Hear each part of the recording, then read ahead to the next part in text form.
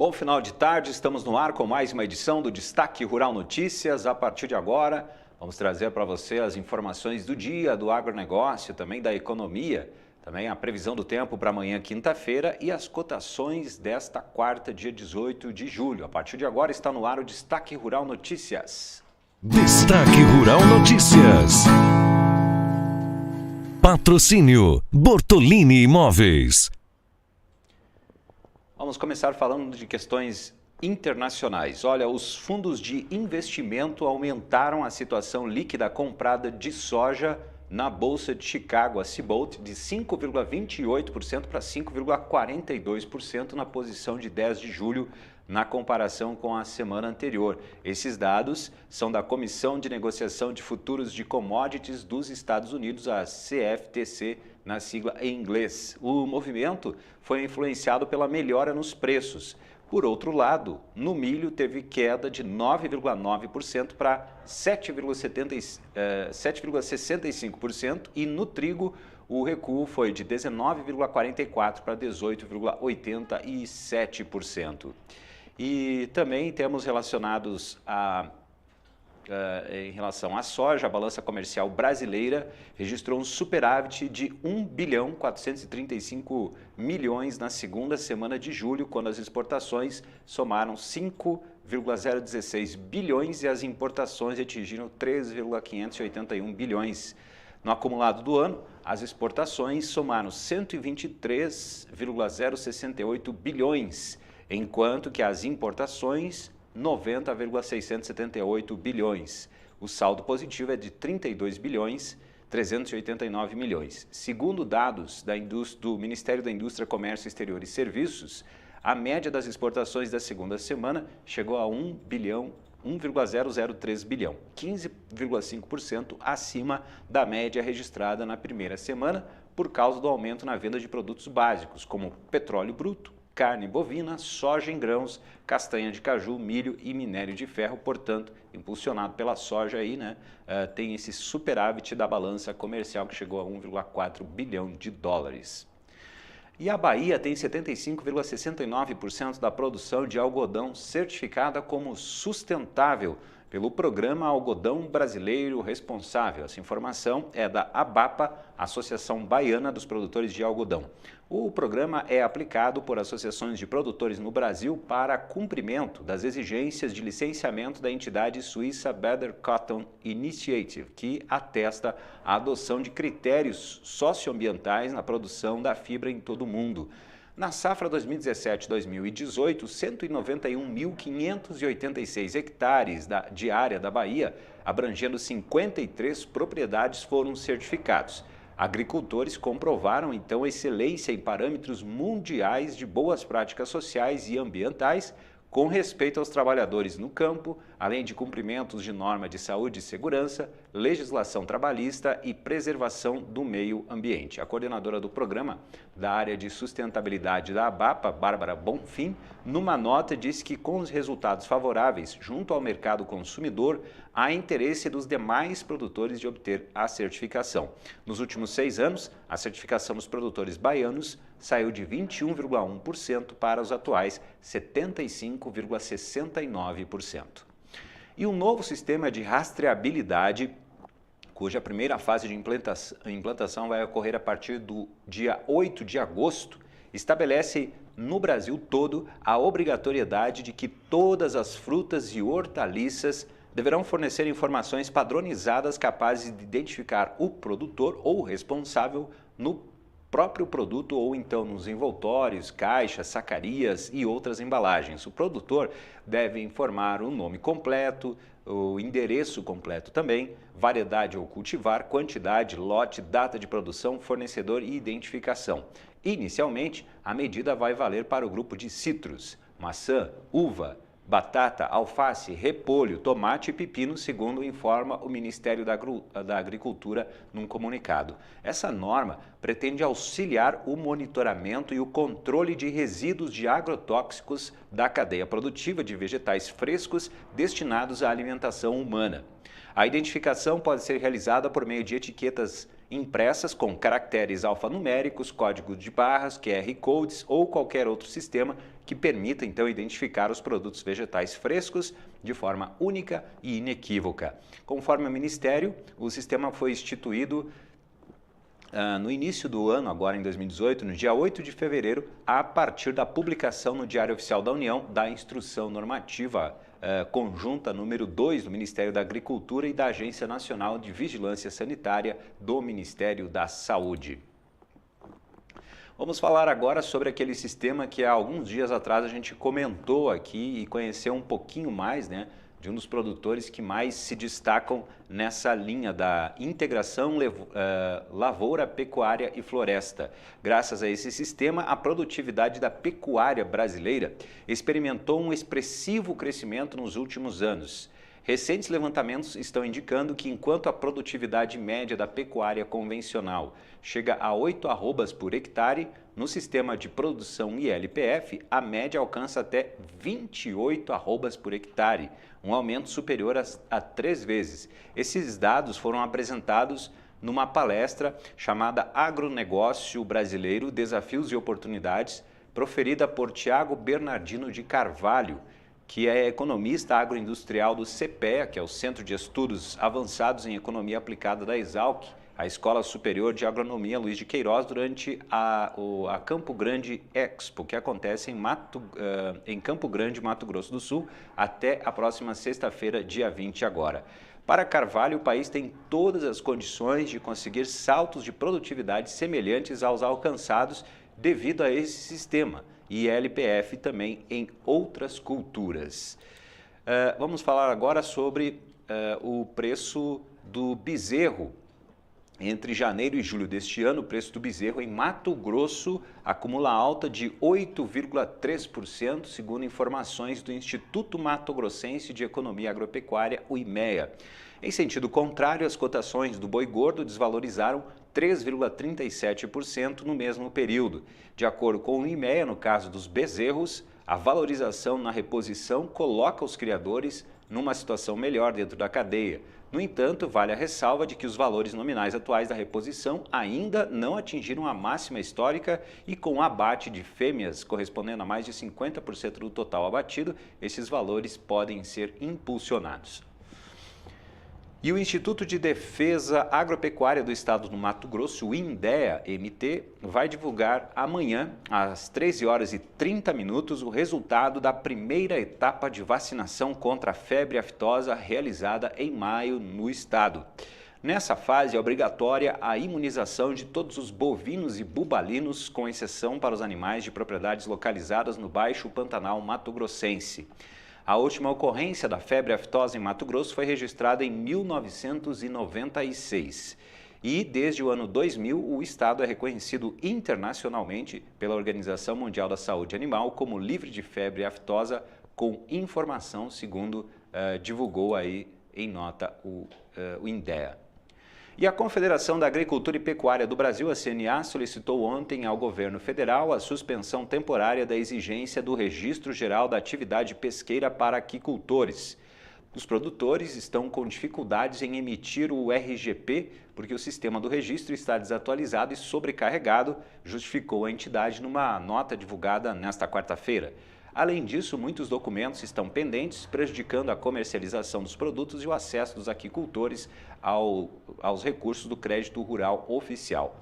Ainda em nota, a entidade diz que esse documento é importante para identificar os produtores, mas a partir do momento em que esse serviço se torna um problema, nós devemos ajustá-lo, disse. A ideia é conversar com os órgãos responsáveis e trazer uma solução imediata para esse setor, acrescentou então a CNA no comunicado. E as entregas de fertilizantes chegaram a 2,9 milhões de toneladas no mês de junho.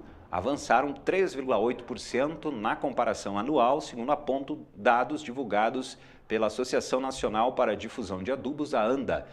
No entanto, de acordo com a entidade, no acumulado do primeiro semestre, foram entregues 12,8 milhões de toneladas, ou queda de 2,3% ante ao resultado dos 6 primeiros meses do ano passado. Segundo a associação, a greve dos caminhoneiros e também as incertezas acerca do tabelamento do frete mínimo prejudicaram as entregas. Em junho, a produção nacional de fertilizantes atingiu 651 mil toneladas, recuo de 10,1% na comparação anual. No acumulado do primeiro semestre, foram produzidas 3,7 milhões de toneladas, uma queda de 6,1% em relação ao mesmo período do ano passado. Quer diversificar os seus investimentos com segurança e rentabilidade? Saiba mais sobre o mercado imobiliário com uma das maiores empresas do segmento no interior do estado do Rio Grande do Sul. Investimento seguro e descomplicado é na Bortolini Imóveis. Você pode acessar o site bortoliniimóveis.com.br para mais informações.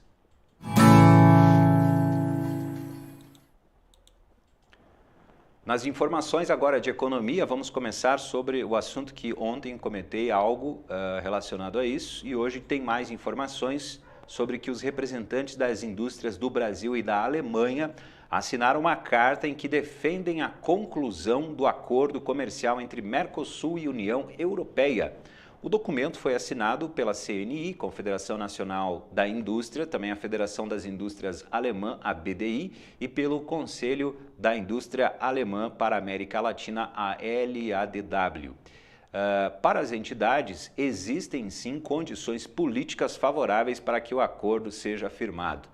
Lembrando que as negociações entre os blocos tiveram início no ano de 1999 e foram interrompidas entre 2004 e 2010. A expectativa do setor empresarial é que o acordo seja concluído ainda este ano, o que representaria o maior acordo de livre comércio firmado pelo Brasil, impactando na redução das barreiras tarifárias e não tarifárias de serviços e aumento dos investimentos bilaterais.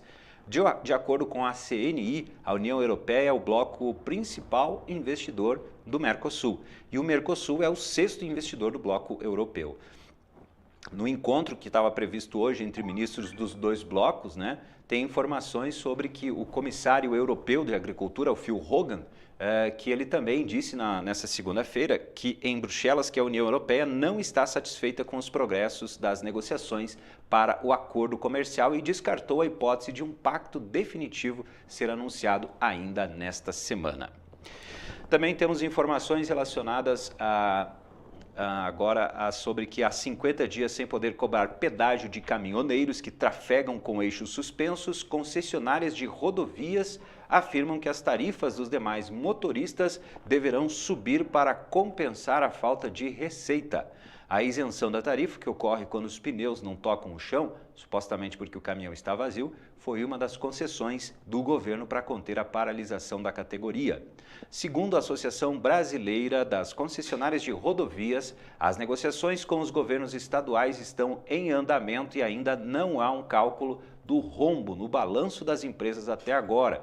O governo de São Paulo, por exemplo, fala em 600 milhões de reais por ano no estado. As concessionárias, no caso, se queixam da falta de perspectiva para que uma solução seja anunciada, principalmente as companhias que assinaram contratos recentemente. Vamos falar agora de câmbio. Primeiro, o assunto é de que depois de encerrar junho com entradas líquidas de 3,710 bilhões de dólares, o Brasil registra fluxo cambial positivo de 3,823 bilhões de dólares até julho, até o dia 13. A informação foi divulgada hoje pelo Banco Central. O período corresponde às 2 primeiras semanas de julho. Também temos informações relacionadas ao câmbio de que o Banco Central perdeu com operações de swap cambial a soma em julho de 2 bilhões 797 milhões de reais até o dia 13, segundo informou o Banco Central hoje. Em junho o prejuízo foi de 7,084 bilhões e no ano a conta está negativa em 19,225 bilhões. Os swaps cambiais, para quem não sabe, são contratos derivativos por meio dos quais o Banco Central oferece ao mercado a proteção contra as oscilações excessivas do câmbio. Aí, quando o dólar ele sobe frente ao real, o Banco Central acaba perdedor. E a gente sabe que nos últimos dias, entre junho, final de junho, agora, início de julho, até a metade de julho, o Banco Central teve que atuar até diariamente com os swaps para que pudesse então conter aí a escalada do dólar. E o Índice Geral de Preços Mercado, IGPM, subiu 0,53% na segunda prévia de julho, depois de ter aumentado 1,75% na segunda prévia de junho. A informação foi divulgada hoje pela Fundação Getúlio Vargas. Com o resultado, o índice acumula alta de 5,94% no ano. O avanço é de 8,26% em 12 meses.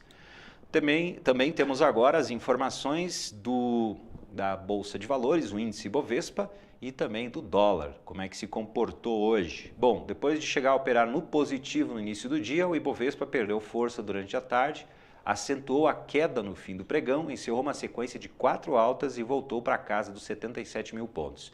No exterior, o dia seguiu o caminho oposto, os índices abrindo no negativo e ganhando força durante o dia. A Bolsa Brasileira fechou então hoje com queda de 0,98% aos 77.362 pontos e chegou a cair no dia 1,24%. Diminuiu então um pouco essa queda. Já o dólar comercial encerrou no negativo, recuando 0,12%, cotado a R$ 3,84, R$ 3,8415 na venda. Vamos agora às informações do clima.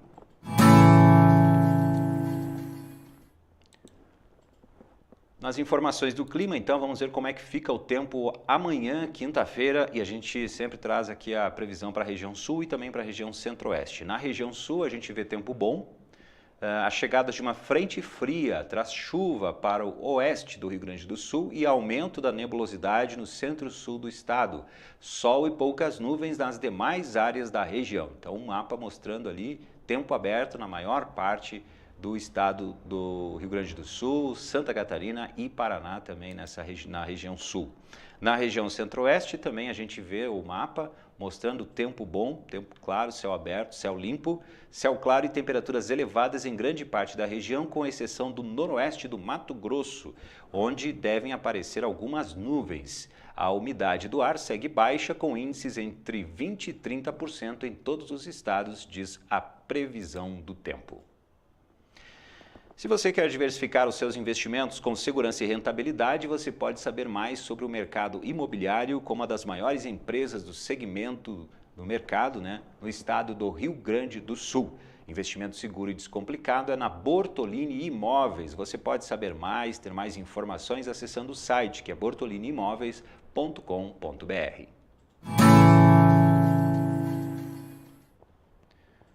Hora então das cotações, a gente fica sabendo como estão os preços de itens aí relacionados ao agronegócio nessa quarta-feira, hoje dia 18 de julho. Temos aqui então para começar o farelo de soja em Ponta Grossa, cotação de hoje R$ 1.450 a tonelada, em Paranaguá R$ 1.460. A soja em Passo Fundo, a saca, R$ 82,00, em Paranaguá, R$ 89,00, em Rio Grande, R$ 88,00 e em Rondonópolis, R$ 77,00. O milho saca em Passo Fundo, R$ 39,00, em Ponta Grossa, R$ 36,00 e em Rondonópolis, R$ 25,00. O trigo tonelada em Santa Rosa, R$ 900,00, Dourados, R$ 1.030,00, Cascavel, R$ 1.050 e Carazinho, R$ 900. O arroz em casca em Pelotas, R$ 41,20, Cachoeira do Sul, R$ 41,55 e Jaraguá, R$ 40,00. O feijão carioca em Ponta Grossa, R$ 70,00. O feijão preto em Santa Maria, R$ 125,00 e em Lagoa Vermelha, R$ 135,00. O arroz em casca em Pelotas, R$ 41,20, esse eu já falei, Vamos agora para o boi gordo em Barretos, arroba R$ 142,00, a arroba do boi gordo em Tocantins, R$ 130,00 e no Rio Grande do Sul, quilo R$ 4,95. O suíno vivo no interior do Rio Grande do Sul, R$ 3,00 e no estado, R$ 2,80 o quilo. O frango vivo no Rio Grande do Sul, R$ 2,95 e em São Paulo, R$ 3,00. E assim ficamos por aqui com mais uma edição do Destaque Rural Notícias. Agradecemos a sua audiência. Lembrando que você pode participar do nosso programa nas redes sociais e também pelo WhatsApp. É o 549-9116-9140. 549-9116-9140. Também lembrando que você pode acompanhar ao vivo Destaque Rural Notícias às 18 horas de segunda a sexta-feira, ou então o programa ao vivo gravado nas redes sociais e também no nosso canal do YouTube. E para mais informações sobre o agronegócio, é só acessar o site destaquerural.com.br. Obrigado pela audiência mais uma vez e até amanhã. Destaque Rural Notícias. Patrocínio Bortolini Imóveis.